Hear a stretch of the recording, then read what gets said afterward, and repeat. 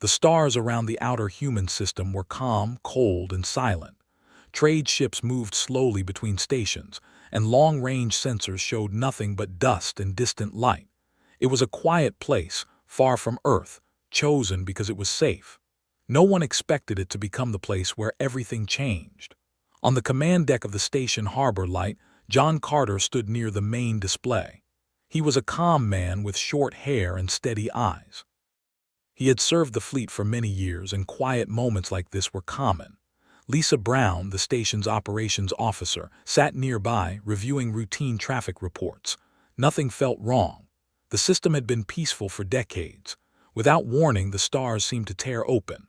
Unknown ships dropped out of faster-than-light travel all around the station. They were long, sharp, and dark, shaped like broken blades. Alarms screamed through harbor light before anyone could speak. Power surged and failed as the first energy blast struck the outer hull. The station shook like it had been hit by a giant hand. John grabbed the rail as the floor tilted. Lisa shouted orders into her console, trying to seal damaged sections. Another blast hit, and the main display filled with fire and static. Docking bays exploded, sending civilian ships spinning into space. There was no message, no warning, no demand. The attack had begun without a word. Escape pods launched in every direction, but many were destroyed before they could clear the station. Defense turrets fired back, but their shots barely scratched the enemy hulls. Within minutes, harbor light was dying. John watched the life signs on his screen drop one by one. He knew there was nothing more they could do. "Send everything," Lisa said, her voice shaking but clear. "All data, all sensor logs, send it to Earth." John nodded and triggered the emergency burst transmission. The signal leapt across space, carrying the final moments of the station with it. Seconds later, the command deck went dark. Far away on Earth, it was early morning. The city of New Boston was waking up. Traffic moved through clean streets, and the sun rose slowly over the ocean. In a deep underground command center, the mood was very different. Officers rushed between stations as alerts appeared across the main wall. Paul Morgan, a senior fleet coordinator, stood at the center of the room. He was tall, with gray at his temples and a tired look in his eyes. He had seen many alerts in his life, but this one made his chest feel tight. The words on the screen were simple and terrifying. "Outer system station destroyed. Unknown hostile contact." Claire Young, head of strategic analysis, stepped beside him. She had already begun reviewing the incoming data. Images of the alien ships rotated on her screen, sharp and silent. "No communication attempt," she said. "No identification. No survivors confirmed." Paul closed his eyes for a moment. Then he opened them and looked around the room. "Lock this down," he said. "No public release yet. I want full analysis before anyone speaks." Orders spread quickly. The room became quiet, filled only with the soft hum of machines and fast-tapping fingers. Scientists and analysts joined the call from other centers around the world. Among them was Adam Lewis, a weapons specialist known for seeing patterns others missed. Adam studied the energy readings from the attack, his brow furrowed. "Their weapons are advanced," he said slowly. "But not impossible. They hit hard, but they waste power. They expected no resistance." "They were right," Claire replied. "That station was not built for war." Paul leaned forward. "Why attack us at all?" No one answered. There was no clear reason. Humans had kept to their space, traded carefully, and avoided conflict with major powers. This attack made no sense, and that made it more dangerous. Within hours, similar reports arrived. A mining outpost went silent. A relay station vanished. Always the same pattern: sudden arrival, total destruction, no message. On the surface, Earth remained calm. News channels spoke of minor technical failures. Ships were rerouted quietly. Most people went about their lives, unaware that a line had been crossed. In the fleet yards orbiting the moon, hidden activity began. Ships that had not moved in years powered up. Dark hulls absorbed the light of nearby stars. Crews were assigned without announcement. Supply lines shifted. All of it happened without ceremony. Humanity did not shout its anger into the void, it prepared. Eric Hill stood on the bridge of a long-range cruiser, watching as systems came online. He was not a famous captain, he liked it that way. His orders were simple and strange: hold position, remain silent, Await further instruction. He did not ask questions. Across the fleet, similar orders were given. Pilots like Nina Parker trained in simulators, running quiet drills against unknown enemies. Engineers checked weapons that had never been used in real combat. Soldiers like Kevin Ross packed their gear and said short goodbyes to their families, told only that they would be gone for a while. Back on Earth, Paul and Claire met in a private room. "The Council wants a response," Claire said. "Some want to send a warning." Paul shook his head. "No. They attacked without words. We will answer the same way." Claire studied him. "Silence can be dangerous." "So can fear," Paul replied. "And silence creates more fear than threats."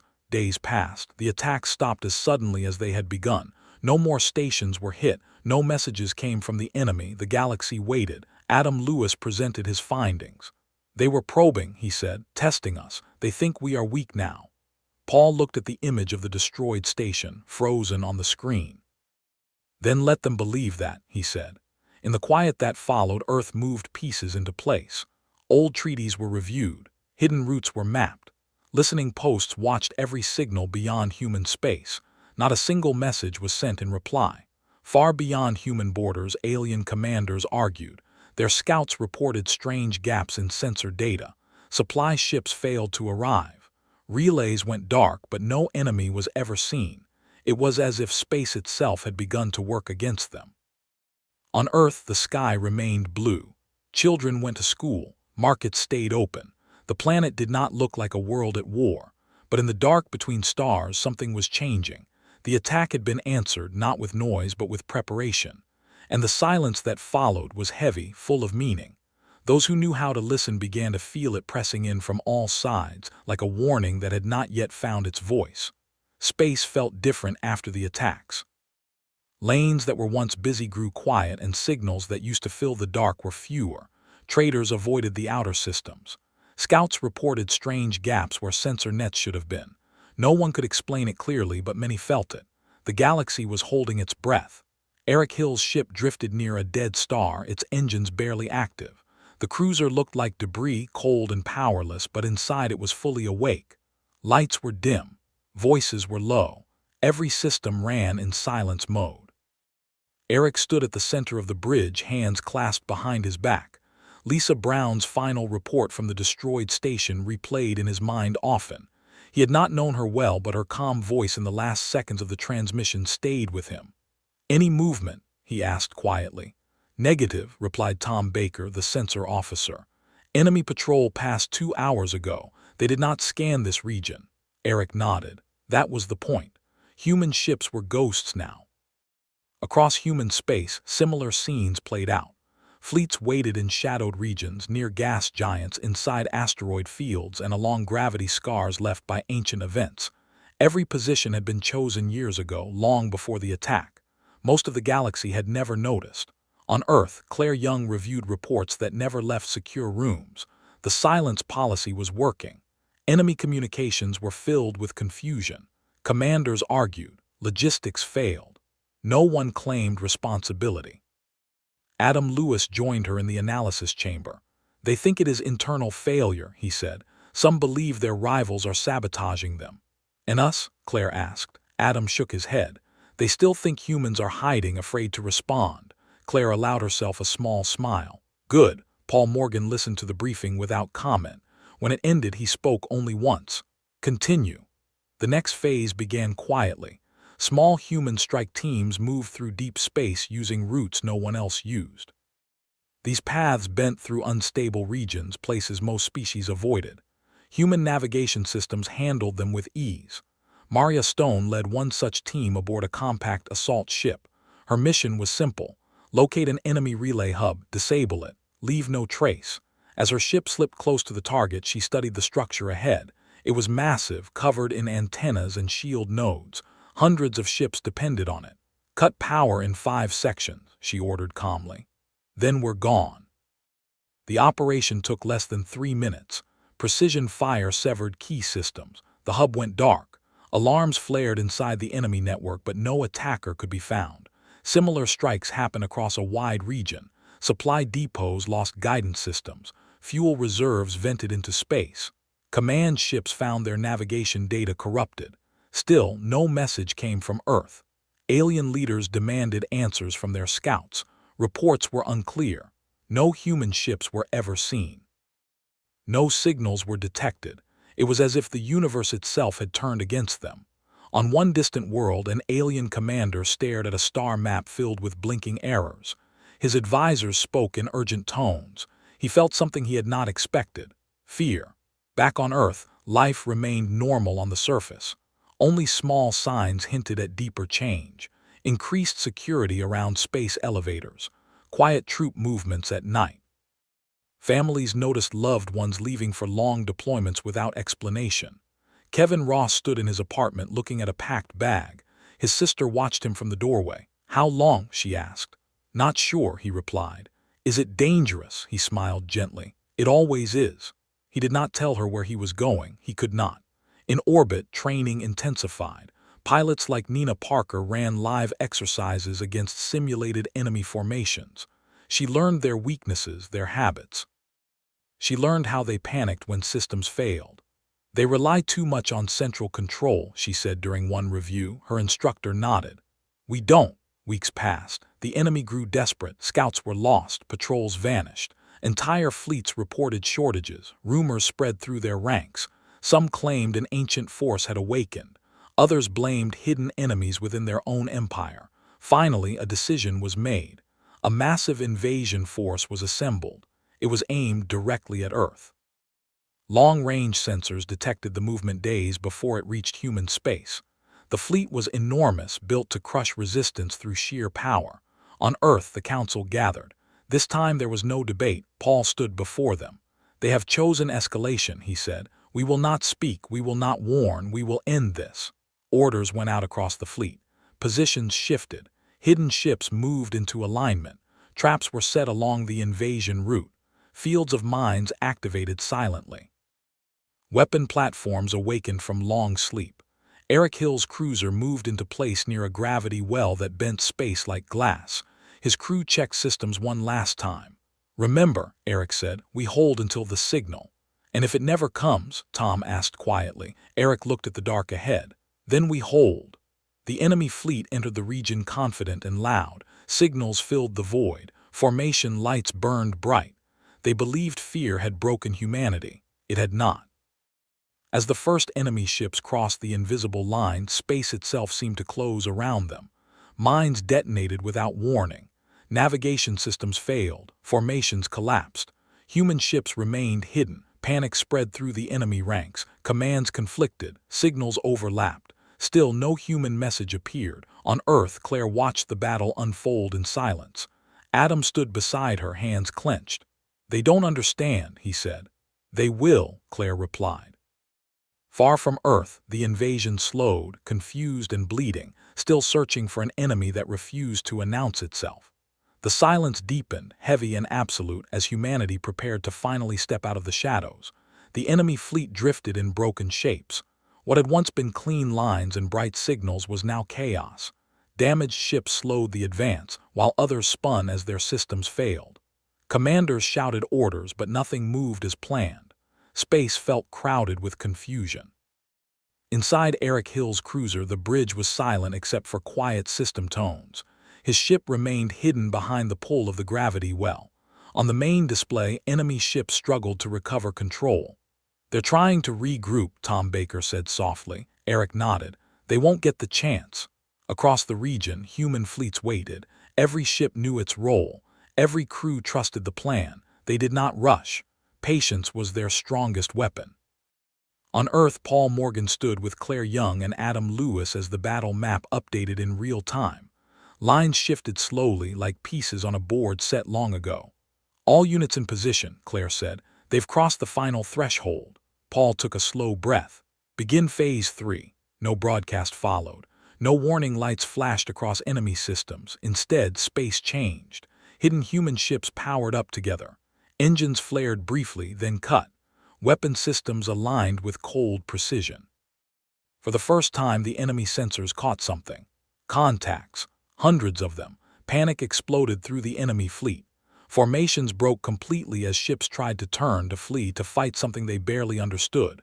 Then humanity struck. Energy fire crossed space in tight, controlled bursts. Human weapons targeted engines, command cores, and power systems.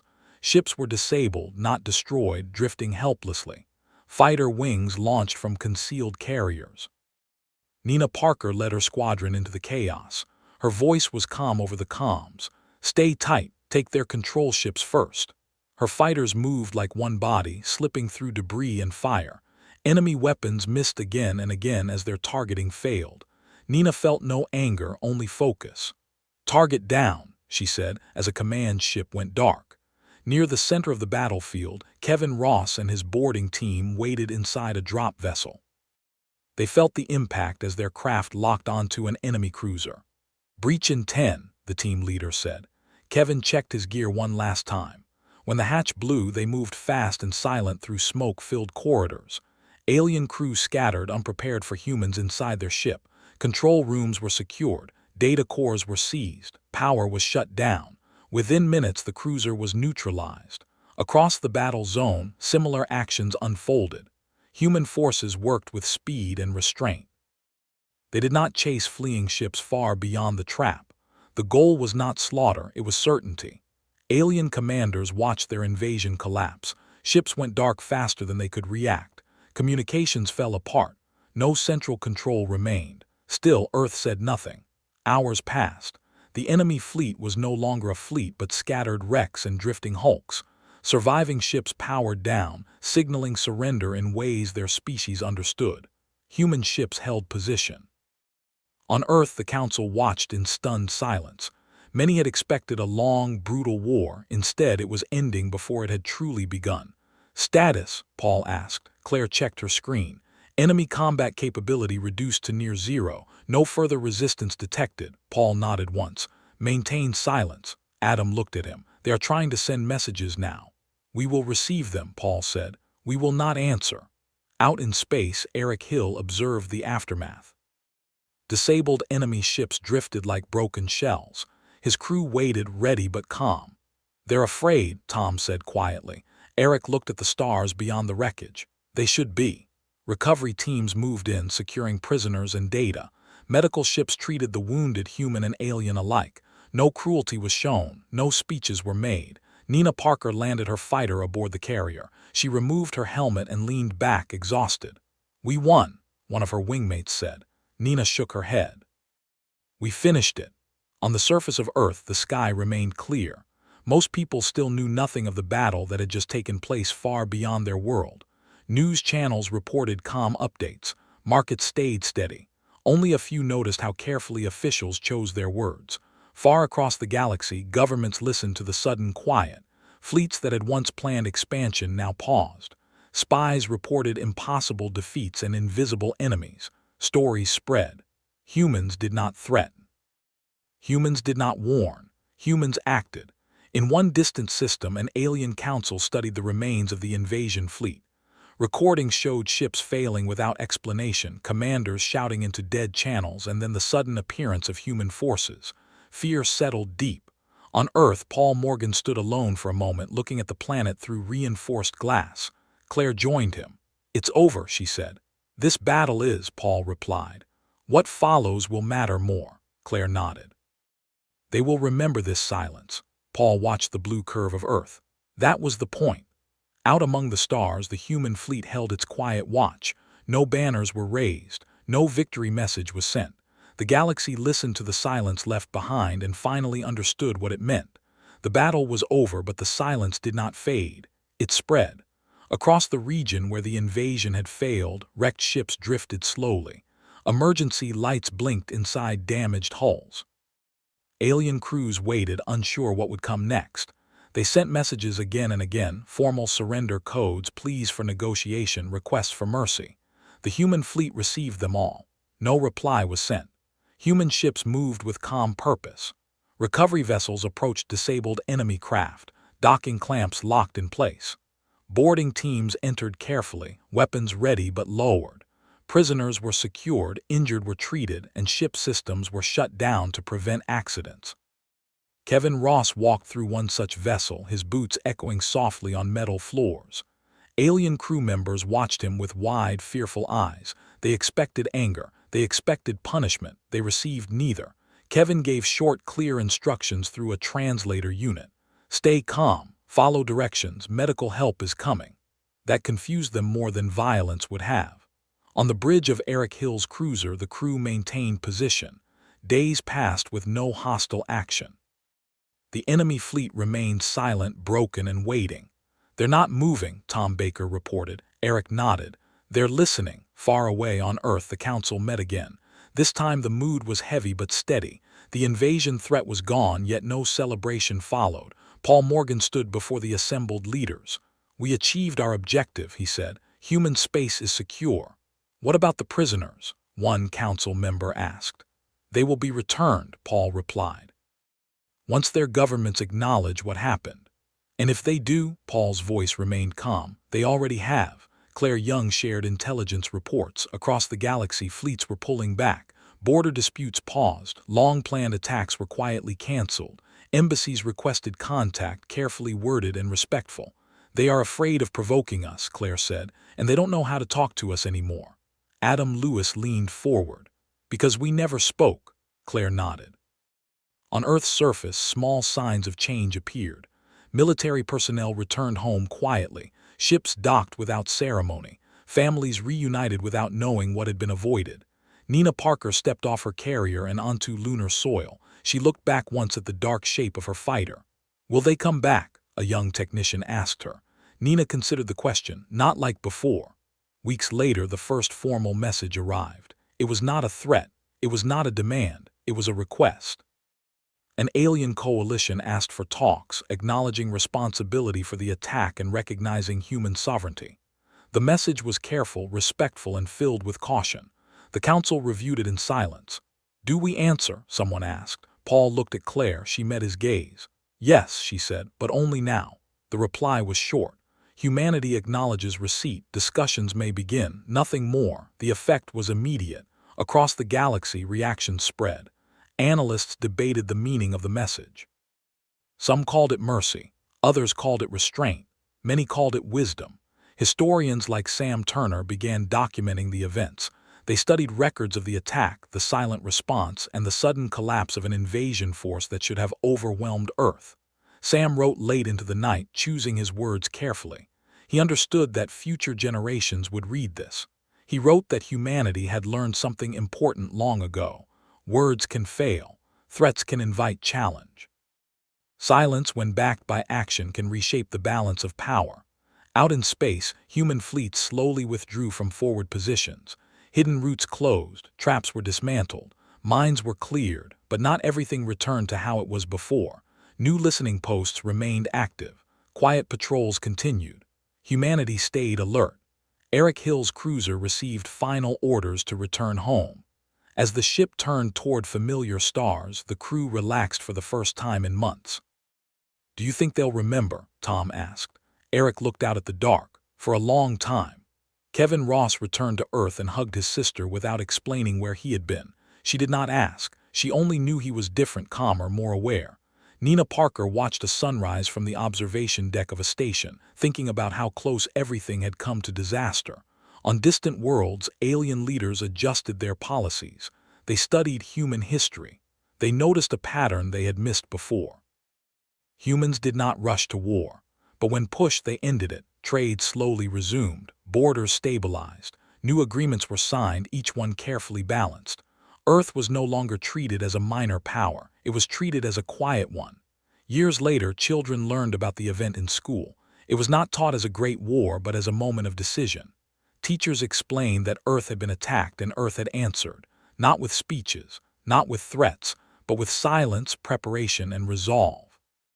Sam Turner finished his final record with a simple line. The silence that followed spoke louder than any warning ever could, and the galaxy listened.